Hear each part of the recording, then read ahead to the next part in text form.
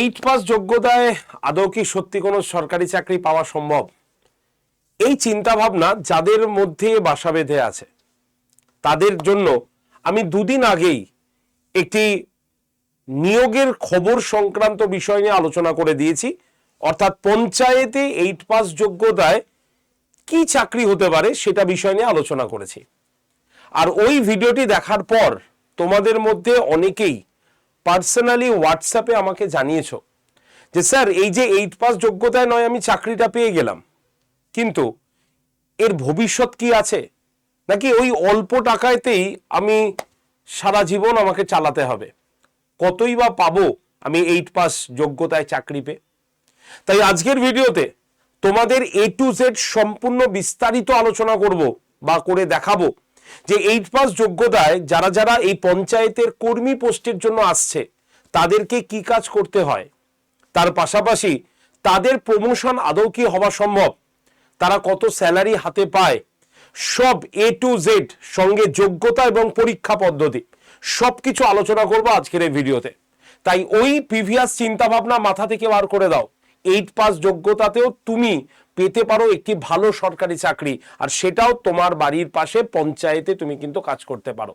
তাই আজকের এই ভিডিওটি তোমাদের জন্য ভীষণ ইম্পর্টেন্ট। যারা যারা এইট পাস যোগ্যতায়, মাধ্যমিক পাস যোগ্যতায় এরকম একটি চাকরির পরীক্ষা দিতে চাই এবং একদম অল্প খাটনিতে বলতে পারো বা বলতে পারো যে বিশেষ কোনো নাম্বারের পরীক্ষা হয় না, মাত্র 43 নম্বরের পরীক্ষাতেই তুমি কিন্তু পাশ করে যেতে পারো এই চাকরিটা, বা এই পাশ করে এই চাকরিটা পেতে পারো।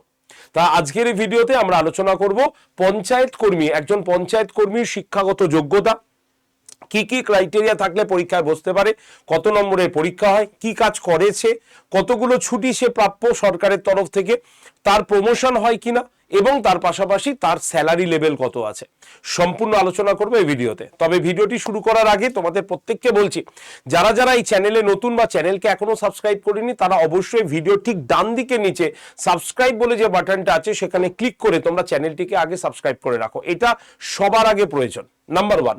আর নাম্বার টু, তোমাদের আমি পঞ্চায়েতের রেগুলার বেসিস ক্লাস নিই, তোমরা জানো। যারা যারা আমার এই ফ্রি ক্লাসটি দেখতে চাও ইউটিউবে এবং ফ্রি পিডিএফ নিতে চাও তারা অবশ্যই আমার হোয়াটসঅ্যাপ গ্রুপে জয়েন করে যাও। এর জন্য হোয়াটসঅ্যাপে শুধুমাত্র একটা হাই লিখে পাঠাতে হবে বা পঞ্চায়েত লিখে পাঠাতে হবে, এইটুক কাজ তোমাকে করতে হবে, তাহলেই তোমরা গ্রুপ জয়েন্টের লিঙ্ক পাবে।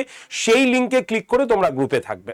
নাম্বারটা লিখে নাও 9874262695। আরেকবার বলি 9874262695। এই নাম্বারে হোয়াটসঅ্যাপে হাই লিখে পাঠাও, গ্রুপ জয়েন্টের লিঙ্ক তোমরা পেয়ে যাবে অটোমেটিক্যালি। তো চলো লেটস স্টার্ট, শুরু করা যাক। এই হচ্ছে আমাদের পঞ্চায়েতের সেই অফিসিয়াল নোটিফিকেশন, অর্থাৎ 2024 সালে এই নোটিফিকেশনটি পাবলিশড হয়েছিল। আর এই নোটিফিকেশনের উপরে বেস করেই এই মুহূর্তে আমাদের পঞ্চায়েতের রিক্রুটমেন্ট কিন্তু হতে চলেছে।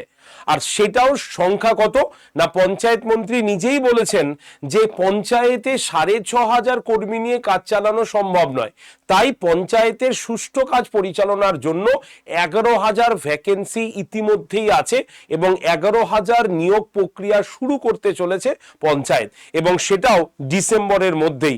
আমার কথা বিশ্বাস না হলে একদম পরিষ্কারভাবে পেপার কাটিং তোমাদের সামনে তুলে ধরেছি। শুধু তাই নয়, পঞ্চায়েতে এতদিন কারা পরীক্ষা নিত না, পঞ্চায়েতে লোকাল ওয়েতে পরীক্ষাটা হলো, ডেভেলপমেন্ট বোর্ড একটা পরীক্ষা নিত, কিন্তু পঞ্চায়েতের পরীক্ষায় যাতে স্বচ্ছতা আসে, রাজনৈতিক প্রভাব মুক্ত হয়ে যাতে পরীক্ষাটা হয় এবং যোগ্য প্রার্থীরা বা যোগ্য ক্যান্ডিডেটরা তাদের মেধার ভিত্তিতে যাতে চাকরি পায়, সেই বিষয়টি সুনিশ্চিত করতে সরকার এবার ঠিক করেছে এই পরীক্ষাটি দেবে পিএসসি, মানে পাবলিক সার্ভিস কমিশন। আগে কারা নিত না, আগে ডিস্ট্রিক্ট লেভেল সিলেকশন কমিটি এই পরীক্ষাটা নিত, দুর্নীতির আশ্রয় হয়েছে অনেক, তার জন্যই পিএসসি এবার থেকে পরীক্ষা নেবে। এই পরিকল্পনাটুক হয়ে গেছে। আর পিএসসির গাইডলাইন অনুসারে এই পরীক্ষাটা কারা কারা দিতে পারে সেটাও কিন্তু স্পষ্টভাবে বলা আছে। তো কারা কারা এই পঞ্চায়েত কর্মীর পরীক্ষাটা দেবে, চলো একবার আমরা তার যোগ্যতাটাকে দেখে নিই। অফিসিয়ালি ভাবে বলে দেব যে যে কোনো স্বীকৃত স্কুল বা মাদ্রাসা বা প্রতিষ্ঠান থেকে অষ্টম শ্রেণী পাশ করলেই তুমি এই পরীক্ষাটা দিতে পারো। কিন্তু তোমার যোগ্যতা আরো বেশি আছে, তাহলে কি তুমি পরীক্ষাটা দিতে পারবে? হ্যাঁ পারবে। উচ্চতর যোগ্যতা থাকলেও আবেদন করা যাবে, তবে ন্যূনতম যোগ্যতা অষ্টম শ্রেণী পাস করতেই হবে। তার মানে যারা অষ্টম শ্রেণী পর্যন্ত পড়েছি তাদের প্রুফ হিসাবে অষ্টম শ্রেণীর সার্টিফিকেট বা মার্কশিট জমা দিতে হবে। আর যারা মাধ্যমিক যোগ্যতায় বা উচ্চ মাধ্যমিক যোগ্যতায় বা উচ্চতর লেভেলের যোগ্যতায় এই চাকরির পরীক্ষায় বসবে, তাদের শুধুমাত্র হচ্ছে লাস্ট কোয়ালিফিকেশনটা দিলেই কিন্তু হয়ে যাবে। ঠিক আছে, তার মানে যারা মাধ্যমিক পাস যোগ্যতায় বসবে তাদের মাধ্যমিকের রেজাল্ট বা সার্টিফিকেটটা দিতে হবে, যারা উচ্চ মাধ্যমিক যোগ্যতায় বসবে তাদের উচ্চ মাধ্যমিক মার্কশিট বা সার্টিফিকেটটা জমা দিতে হবে, মানে লাস্ট পরীক্ষার সার্টিফিকেটটা দিতে হবে। ক্লিয়ার? এবার বলি বয়স। এখনো এই বয়স নিয়ে তোমাদের মধ্যে ধোঁয়াশা আছে, কারণ বহু জায়গায় তুমি 40 বছরই লাস্ট দেখছো, কিন্তু সরকার যে বলেছে এবং অর্থ দপ্তর যে স্বীকৃতি দিয়েছে যে না 45 বছর ছাড় দেওয়া হয়েছে, মানে 5 বছর ছাড় দেওয়া হয়েছে জেনারেল ক্যান্ডিডেটদের, এবং তার পাশাপাশি এসটি ওবিসি তো সবাই রয়েছে, তো 5 বছর করে সবাই এক্সট্রা ছাড় পাবে আগামী 2 বছরের জন্য। সেই হিসাবে সাধারণ বা জেনারেল ক্যান্ডিডেটরা 18 থেকে 45 বছর বয়সের মধ্যে তারা পরীক্ষায় বসতে পারবে সরকারের নিয়ম অনুসারে।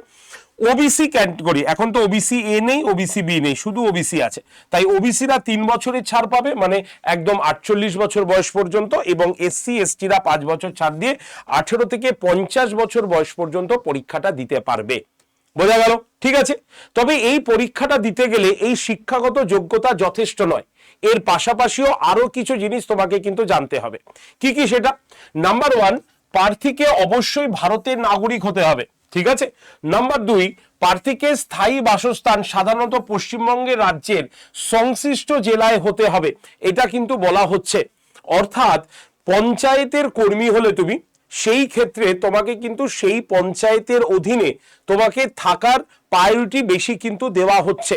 অর্থাৎ তুমি ধরো কলকাতা সারাউন্ডিং এ রয়েছো, তুমি অন্যখানে ফর্ম হয়তো ফিল আপ করতেই পারে, কিন্তু তোমার এরিয়াতে তুমি কিন্তু ফিল আপ করতে পারো। অর্থাৎ তুমি যে পঞ্চায়েতে বসবাস করছো সেই জায়গার সংশ্লিষ্ট জায়গার অধিবাসী হলে তুমি কিন্তু মানে হতে হবে, এটা কিন্তু নিয়মাবলীর মধ্যে রয়েছে। কিন্তু এই যে নিয়মাবলীটা তো আমরা দেখছি লাস্ট লাইনটা, এটা আমাদের ওই ডেভেলপমেন্ট বোর্ড যখন পরীক্ষা নিত তখন এটা ছিল, তবে এবছরও কিন্তু এইটাই থাকার প্রবাবিলিটিটা সব থেকে বেশি আছে। ঠিক আছে, যদিও এবার পিএসসি পরীক্ষা নিচ্ছে। নেক্সট হচ্ছে ভাষাগত যোগ্যতা, বাংলা ভাষা পড়তে, বাংলা ভাষা লিখতে এবং বলতে, এটা কিন্তু জানতে হবে। তবে পার্বত্য অঞ্চলের এলাকার যারা বাসিন্দা নেপালি, তাদের কিন্তু নেপালি ভাষা তারা কিন্তু বলতে মানে তাদেরকে ছাড় দেওয়া কিন্তু হয়েছে, নেপালি ভাষার ক্ষেত্রে কিন্তু ছাড় দেওয়া হয়েছে। বোঝা গেল কি বললাম? নেক্সট চলে আসি এবার তারপরেরটা, নির্বাচন প্রক্রিয়া। এবার নির্বাচন প্রক্রিয়াতে কি আছে? 3টে পর্যায়ে পরীক্ষা হবে। প্রথমে লিখিত পরীক্ষা, তারপরে মৌখিক পরীক্ষা, তারপরে হচ্ছে নথি যাচাই। এই যে লিখিত পরীক্ষা, এটা কিন্তু হবে তোমাদের জন্য 43 নম্বর, আর ইন্টারভিউ হবে হচ্ছে 7 নম্বর। তাহলে টোটাল 50 নম্বরের পরীক্ষা কিন্তু একজন কর্মী কিন্তু দেবে। ঠিক আছে, মানে লিখিত পরীক্ষা এগুলো সব মিলিয়ে কিন্তু একজন প্রার্থী কিন্তু দেখবে যে যারা পঞ্চায়েত কর্মীর পরীক্ষাটা দিতে আসছেন তারা কিন্তু একদম 50 নম্বরে তারা কিন্তু পরীক্ষায় বসবে। ঠিক আছে, আর 50 নম্বরটা ভাগ করা হয়েছে 43 নম্বরে লিখিত পরীক্ষা আর 7 নম্বরে হচ্ছে মৌখিক পরীক্ষা। ঠিক আছে, তাহলে এই হচ্ছে পরীক্ষার ক্রাইটেরিয়া। এবার বলি নির্বাচন প্রক্রিয়ায় মূলত কি কি বিষয়ে প্রশ্ন তোমার থাকবে। যদি নির্বাচনের প্রক্রিয়ায় আমরা দেখি তাহলে দেখো লিখিত পরীক্ষার মধ্যে মূলত থাকবে বাংলা ভাষা, থাকবে হচ্ছে ইংরেজি ভাষা, থাকবে হচ্ছে পাটিগণিত, থাকবে হচ্ছে সাধারণ জ্ঞান। অর্থাৎ বাংলা, ইংলিশ, পাটিগণিত, সাধারণ জ্ঞান এইগুলো মিলে টোটাল 43 নম্বরের প্রশ্ন তুমি পাবে। ঠিক আছে, আর ইন্টারভিউয়ের জন্য তুমি পাবে হচ্ছে 7 নম্বরে। তবে এই 43 নম্বরে কিন্তু নেগেটিভ মার্কস অবশ্যই আছে, এটা কিন্তু মনে রাখতে হবে। ক্লিয়ার? তাহলে এই তো হলো নির্বাচনের বিষয়বস্তু নিয়ে আলোচনা করলাম। এবার একজন পঞ্চায়েত কর্মীর কি কাজ করতে হয় সেটা জানা আছে তো? চলো দেখে নি কি কি কাজ তাদের করতে হয়। প্রথমত তাদের যে কাজ করতে হয় তার সম্পূর্ণ একটি লিস্ট আমি তোমাদের সামনে তুলে ধরেছি। এবার এই লিস্টগুলো একটা একটা করে বলবো। প্রথমে হচ্ছে পঞ্চায়েত, যে পঞ্চায়েতে তাকে নিয়োগ করা হবে সেই পঞ্চায়েত অফিস রেগুলার বেসিস নির্দিষ্ট অফিস টাইমে যাতে খোলা হয়ে থাকে এবং বন্ধ করে, সেই কাজটা একজন পঞ্চায়েত কর্মী কিন্তু করে থাকেন। নাম্বার 2 হচ্ছে কোনো চিঠিপত্র বিলি করা বা কোনো নোটিশ পৌঁছে যাওয়া, এই কাজটাও একজন পঞ্চায়েত কর্মী কিন্তু করে থাকেন। তার পাশাপাশি গ্রাম সংসদ এবং পঞ্চায়েত সভার বিভিন্ন রকম মিটিং এর ফাইল থেকে শুরু করে সাধারণ সভা বা সহায়তা যেটাকে বলি, সেটা একজন পঞ্চায়েত কর্মী কিন্তু করে থাকেন। এছাড়াও পঞ্চায়েত অফিস রক্ষণাবেক্ষণ করা, এটার কাজও পঞ্চায়েত কর্মী করে থাকেন। এছাড়াও কর এবং রাজস্ব সংগ্রহে সহায়তা করা একজন পঞ্চায়েত কর্মীর কাজের মধ্যে পড়ে। এছাড়াও সরকারি প্রকল্পের রূপায়ণে ফিল্ড ডিউটি করা, ঠিক আছে, যেমন ধরো 100 দিনের আবাস যোজনা, 100 দিনের কাজ, এগুলোকে পরিদর্শন করা, সমীক্ষার সময় আধিকারিকদের সাথে থাকা, এগুলো কিন্তু সব পঞ্চায়েত কর্মীর একটা গুরুত্বপূর্ণ কাজের মধ্যে পড়ে থাকে। তাহলে পঞ্চায়েত অফিস খোলা এবং বন্ধ করা, সরকারি চিঠিপত্র, নোটিশপত্র ইত্যাদি পৌঁছানো। আচ্ছা, গ্রাম সংসদ এবং পঞ্চায়েতের সবার সহায়তা করা, অফিস রক্ষণাবেক্ষণ এবং সহায়তা করা, কর এবং রাজস্ব সংগ্রহে সহায়তা করা এবং সরকারি প্রকল্প রূপায়ণের কাজ বা ফিল্ড ডিউটি করা, এটাও কিন্তু একজন পঞ্চায়েত কর্মীর গুরুত্বপূর্ণ কাজের মধ্যে পড়ে থাকে। বোঝা গেল? তাহলে এই কাজগুলো একজন পঞ্চায়েত কর্মীকে করতে হয়। এবার বলি ছুটির নিয়ম কি আছে, এদের কি কোনো নির্দিষ্ট ছুটির টাইম আছে?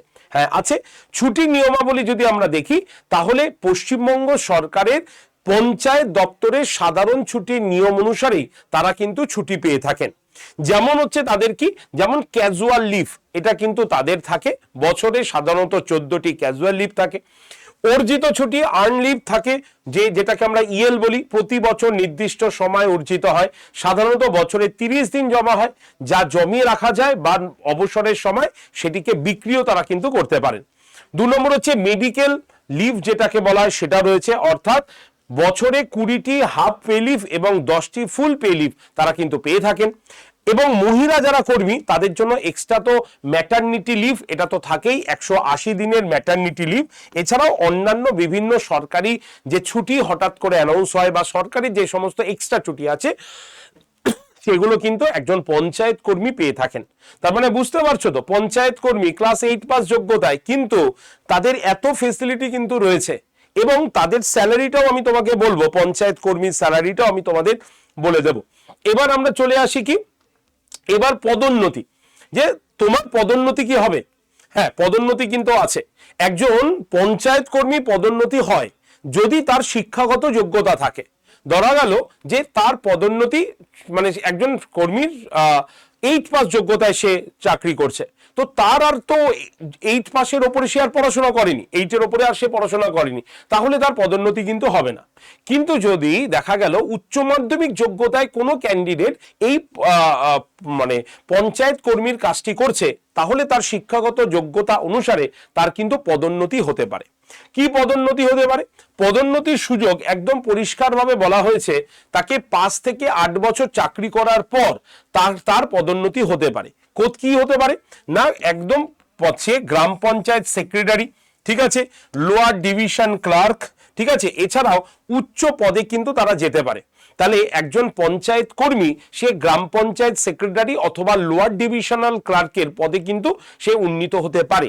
তার পাশাপাশি তার যদি আরো যোগ্যতা থাকে, তাহলে পরবর্তীকালে সে কিন্তু ব্লক স্তরেও বিভিন্ন রকম পরীক্ষার মাধ্যমে সে উচ্চ পদ কিন্তু লাভ করতে পারে। তাই দেখো, একবার চাকরি পেয়ে যে তারপরে তুমি ইন্টারনালি পরীক্ষা দিয়ে কিন্তু ওপরের পোস্টে যেতে পারো, যদি তোমার সেই শিক্ষাগত যোগ্যতাটা থাকে এবং তোমার চেষ্টা থাকে, তাহলে অবশ্যই তোমার কিন্তু পদোন্নতি হতে পারে। ঠিক আছে, এবার সবার লাস্টে বলি স্যালারি, যেটার জন্য আমরা এতক্ষণ সবাই ওয়েট করে বসেছিলাম, যে একজন এতগুলো স্যার কথা বললেন, তাহলে সরকার কত স্যালারি দেয় একজন পঞ্চায়েত কর্মীর। চলো দেখে নি।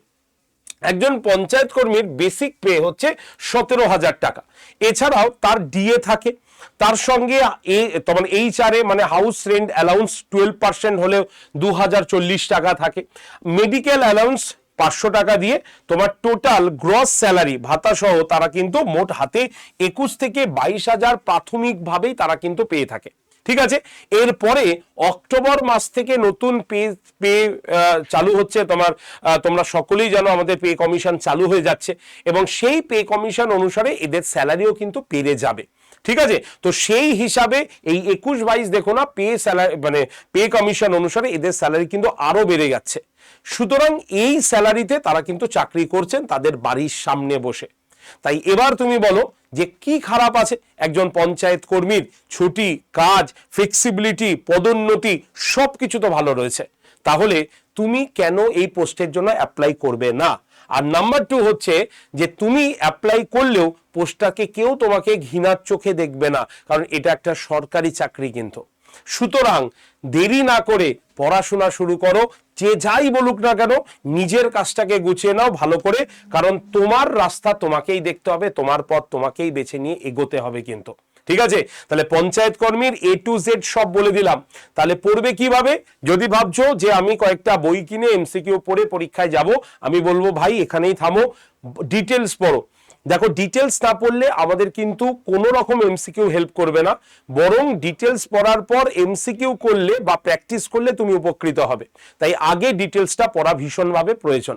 আর এই ডিটেলস পড়ার জন্য, ডেডিকেটলি ওয়েতে পড়ার জন্য তোমরা যদি চাও তাহলে আমাদের এই নতুন ব্যাচটাতে ভর্তি হতে পারো। এই ব্যাচের ক্লাস কিন্তু আগামীকাল থেকে শুরু হচ্ছে। আগামীকাল মানে হচ্ছে 20 তারিখ, 20 আগস্ট 2026 থেকে শুরু হচ্ছে আমাদের এই ব্যাচের ক্লাসটা, যেখানে আমাদের নির্মাণ সহায়ক বাদে সমস্ত পোস্টের জন্যই পড়ানো হচ্ছে তোমাদের এই ব্যাচটায়। প্রত্যেকটা সাবজেক্ট এখানে রয়েছে, তোমরা নিজেরাই দেখে নাও। GK, rural development, mentorship, math, English, Bengali, reasoning, যতগুলো সাবজেক্ট রয়েছে সব সাবজেক্ট আমরা এখানে পড়াবো সম্পূর্ণ ডিটেলসে, প্রথম থেকে চ্যাপ্টার ধরে ধরে পড়াবো। তাই যদি তুমি 5 বছর, 7 বছর, 8 বছর আগেও পড়াশোনা ছেড়ে দাও, কোনো কিছু অসুবিধা হবে না, তুমি আবার প্রথম থেকে ভালো করে পড়ার সুযোগটা পাবে। তাই সুযোগ নষ্ট করো না, এই ব্যাচে ভর্তি হয়ে শুরু করো প্রস্তুতি। বিশেষ দামও নয় ব্যাচটা, মাত্র 1057 টাকায় তুমি এই পুরো মিশন পঞ্চায়েতের ব্যাচটা পেয়ে যাবে। তার পাশাপাশি আরো দুটো ব্যাচ, স্মার্ট স্টাডি এবং সিএ ক্যাপসুল ব্যাচ, সম্পূর্ণ বিনামূল্যে তোমাদের কিন্তু এই ব্যাচটার মধ্যে দেওয়াও থাকছে। তাই তোমাদের প্রত্যেককে বলছি দেরি না করে এই নাম্বারটাতে কল করে নাও, 8013492626। এই নাম্বারে প্রত্যেকে অবশ্যই একটা কল করে নেবে ব্যাচে ভর্তির সময়। আর তোমাদের ডিসকাউন্ট কুপন কোডটা বলে দিই, Y368, এই কুপন কোডটা ব্যবহার করলে মাত্র 1057 টাকায় তোমরা পুরো মিশন পঞ্চায়েতের ব্যাচটা কিন্তু পেয়ে যাচ্ছ। তাই দেরি না করে আজকেই কল করে ব্যাচে ভর্তি হয়ে যাও। ঠিক আছে, তুমি নিজে একাও ভর্তি হতে পারো, কিভাবে ভর্তি হবে সেটাও বলে দিই। তবে আরো একটা কথা বলি, আগামী কাল থেকে কিন্তু অঙ্কের ক্লাস শুরু হচ্ছে। তাই তোমরা প্রত্যেকে এই অঙ্ক প্রথম থেকে করো, তার জন্যই আগামীকালের এই ক্লাসে ভর্তি হয়ে শুরু করো তোমার প্রস্তুতি। ঠিক আছে, নিজে কিভাবে একা ভর্তি হবে বলে দিই। প্রথমে আড্ডা 24/7 অ্যাপ, এই যে ADDA247, এই অ্যাপটা প্লে স্টোর থেকে ডাউনলোড করো। অর্থাৎ তুমি যেখানে ক্লাস করবে সেই মোবাইল ফোনে প্লে স্টোরে যাও, সেখানে লেখো ADDA247, এই অ্যাপটাকে আগে ডাউনলোড করে নাও। ডাউনলোড হয়ে গেলে অ্যাপটা ওপেন করো, করে নিজের নাম, ফোন নাম্বার দিয়ে লগ ইন করে নাও। ঠিক আছে, তারপরে সিলেক্ট ইওর এক্সাম বলে যে অপশনটা আসবে, সেখান থেকে স্টেট এক্সাম অপশনে ক্লিক করে ওয়েস্ট বেঙ্গলকে চুজ করে নাও। এই হয়ে গেল, অ্যাপ ডাউনলোড কমপ্লিট। এবার অ্যাপের ডান দিকে নিচে দেখো স্টোর বলে একটা অপশন আছে, দেখতে পাচ্ছ? এবার এই স্টোর অপশনটাতে ক্লিক করলেই দেখবে ফাইন প্রোডাক্ট বাই এক্সাম বলে অপশনটা এসছে। তার 3 নম্বরে WBPSC বলে লোগোটা দেখতে পাচ্ছ, এই লোগোটাতে ক্লিক করবে। যেই তুমি ক্লিক করবে দেখবে এরকম ভাবে তোমার সমস্ত পেজ ওপেন হয়ে গেছে। সেখানে তুমি কি দেখবে, WBPSC তে ক্লিক করলেই প্রথমেই তুমি দেখতে পাবে মিশন পঞ্চায়েতে, মানে 5 নম্বরে মিশন পঞ্চায়েত ব্যাচটা দেখতে পাবে। তুমি 1 2 3 4 করে নিচে নিচে নামবে, দেখতে দেখতে দেখবে মিশন পঞ্চায়েতের ব্যাচটা ঠিক 5 নম্বরে রয়েছে। এবার ব্যাচের ছবি বা লেখাতে ক্লিক করবে। ক্লিক করলে কি হবে, ব্যাচটা ওপেন হয়ে গেল। ওপেন হয়ে গেলেই দেখো অফার্স অ্যান্ড ডিসকাউন্ট বলে লেখা থাকবে, তার নিচে সবুজ রঙের একটা বক্সে কি আছে না AUG20 কুপন অ্যাপ্লাইড বলে লেখা আছে। এবার তোমাকে কি করতে হবে, এই যে AUG20 কুপন অ্যাপ্লাইড এর বক্সে ক্লিক করবে। দেখো অ্যাপ্লাইড বলে ভুল করবে না যে এখানে কিছু আমাকে ক্লিক করতে হবে না, অবশ্যই নিজের কুপন কোডটা ব্যবহার করতে হবে, না হলে ব্যাচের দাম কমবে না।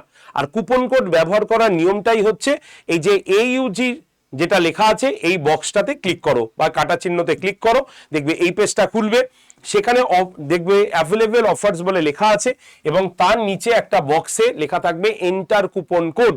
সেখানে তোমাকে লিখতে হচ্ছে কি Y368, মাঝখানে কোনো গ্যাপ দেবে না, একসঙ্গে লিখবে Y368, লেখার পর এই যে অ্যাপ্লাই বটনে ক্লিক করবে। যেই অ্যাপ্লাই বটনে ক্লিক করবে দেখবে এই পেজটা খুলে গেছে। সেখানে ইউজ কয়েন বলে একটা অপশন থাকবে, সেই বক্সে ক্লিক করলে রাইট হয়ে যাবে। দিয়ে ব্যাচের দাম কত আসছে? 1057 টাকা। এর থেকে যদি বেশি দেখায় তাহলে আমাকে ডিরেক্ট কল করে নাও 8013492626, এই নাম্বারে সরাসরি কল করে নাও। আর যদি 1057 টাকাই আসে তাহলে এই যে বাই নাও অপশানে ক্লিক করে দাও, করলে দেখবে এরকম পেমেন্ট অপশান খুলে গেছে। এবার তোমার যদি ওই ফোনেই ফোনপে বা গুগল পে থাকে তাহলে ডিরেক্ট পে অপশানে এই লাল রঙের বক্সটাতে ক্লিক করো, করে তুমি ফোনপে বা গুগল পে চুজ করে কন্টিনিউ করে দাও, পেমেন্ট হয়ে যাবে। আর যদি তুমি মনে করো অন্য কারো ফোন থেকে পেমেন্ট করতে চাও তাহলে এই যে পে উইথ কিউআর বলে যে লেখা আছে এখানে ক্লিক করলে কিউআর কোডটা খুলে যাবে। এবার অন্য ফোন থেকে যেমন ফোনপে বা গুগল পে থেকে স্ক্যান করে তোমরা পেমেন্ট করো সেরকম স্ক্যান করে নাও এই কিউআর কোডে, তাহলেই পেমেন্ট কিন্তু হয়ে যাবে। এই হচ্ছে সম্পূর্ণ ভর্তির প্রসেস। আর যদি মনে করো এই প্রসেসটা তোমাদের কোথাও অসুবিধা হচ্ছে, একদম সরাসরি তুমি আমার সঙ্গে কথা বলে তুমি ডিরেক্টলি ভর্তি হতে চাইছো, তাহলে ডিরেক্টলি কল করো আমাকে এই নাম্বারে 8013492626, এই নাম্বারে সরাসরি কল করে নাও ব্যাচে ভর্তির জন্য। ঠিক আছে? তো আগামীকাল থেকে কিন্তু ম্যাথের ক্লাস শুরু হচ্ছে, তাই কেউ মিস করো না। অবশ্যই যারা এখনো ভর্তি হওনি আজকেই ভর্তি হয়ে শুরু করো তোমার প্রস্তুতি। ঠিক আছে? তো চলো আজকের ভিডিও এইটুক পর্যন্তই রাখলাম। তো সকলে ভালো থেকো এবং অবশ্যই কিন্তু হোয়াটসঅ্যাপ গ্রুপটাতে আমার জয়েন থেকো ফ্রি ক্লাসের জন্য। যারা যারা ফ্রি ক্লাস করতে চাও হোয়াটসঅ্যাপ গ্রুপের নাম্বারটা দিয়ে রাখি 9874262695, এই নাম্বারে হোয়াটসঅ্যাপে একটা হাই লিখে পাঠাও, তাহলেই তোমরা গ্রুপ জয়েন্টের লিঙ্ক পাবে, লিঙ্কে তোমরা জয়েন থাকবে। আমি প্রত্যেকদিন ক্লাসের লিঙ্ক এবং পিডিএফ অবশ্যই তোমাদের গ্রুপে দিয়ে দেবো। ঠিক আছে? তাই ভালো লাগলে ভিডিওটি লাইক শেয়ার করে দিও এবং অবশ্যই চ্যানেলটিকে সাবস্ক্রাইব করো, যাতে সরকারের তরফ থেকে যখনই কোনো এই পঞ্চায়েতের নোটিফিকেশনটা চলে আসবে তার নোটিশ যাতে তুমি পেয়ে যাও এই চ্যানেলটা সাবস্ক্রাইব করা থাকলে। ঠিক আছে? তাই অবশ্যই চ্যানেলটাকে সাবস্ক্রাইব করে রেখো। ধন্যবাদ। দেখা হবে তোমাদের সঙ্গে আগামীকাল সকাল 9টার ইউটিউবের ক্লাসে। প্রত্যেকে চলে এসো। Thank you.